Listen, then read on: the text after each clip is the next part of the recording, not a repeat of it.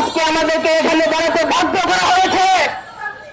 এই কচি কাঁচা শিশুদেরকে নির্মমভাবে তারা এরকম ধর্ষণ করে হত্যা করেছে।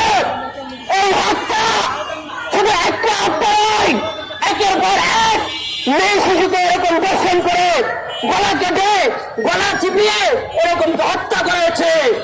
কেন এই হত্যা করা হলো? তাদের কি অপরাধ যে এই শিশু তাদেরকে হত্যা করা হয়? তাদের কি অপরাধ ছিল যে তারা মায়ের ডাক বাপের ডাক শুনতে পারে নাই? তাদেরকে হত্যা করে এরকম ভাবে আলাদা করা হয়েছে। এবং আমি মনে করি এটা এই বর্তমান সরকারের একটা বড় ব্যর্থতা।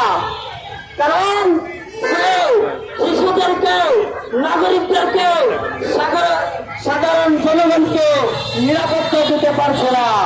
এবং আমরা এটাও জানি যে এই হত্যার পিছনে অবশ্যই কোনো না কোনো দলের একজন এজেন্ডা আছে। সে একটা দলের পক্ষ থেকে আমি মনে করি যে এই হত্যা করেছে।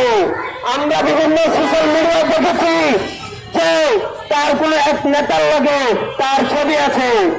আমি এই মানববন্ধন এখানে আমি বলতে চাই যে আমরা কোন হত্যাযোগ্য বাংলাদেশে দেখতে চাই না, এবং এটা সুস্থভাবে এবং তদন্ত করে এটার বিচার প্রক্রিয়া ঈদের আগেই আমরা দেখতে চাই।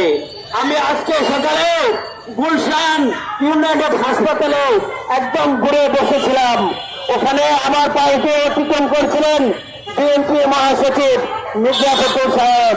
তিনাকে আমি সালাম দিয়ে বললাম, ফখরুল সাহেব, আপনার কাছে আমার একটা আর্জি, আপনি এরকম এই শিশুর বিচারটা আপনি বাংলাদেশে করবেন এবং এটা প্রকাশ্য করবেন। আমি মনে করি যে এই শিশুর বিচারকে দামাচাপা দেওয়ার জন্য আগামীকাল আমরা দেখেছি নাসিরউদ্দিন পাটোয়ারির উপরে এরকম ভাবে হামলা করা হয়েছে। আমি মনে করি এই হামলা শুধু ও ঝিনাইতে হচ্ছে বসে করা হয় নাই, এটা সেন্টার থেকে এই শিশুর দামাচাপা দেওয়ার জন্য এই নাসিরউদ্দিন পাটোয়ারির উপরে হামলা করা হয়েছে। এই হামলায় আমরা তীব্র নিন্দা জানাই এবং এই বলে আমি আমার কথা শেষ করছি। ওয়া আখিরু দাওয়ানা আলহামদুলিল্লাহি রাব্বিল আলামিন।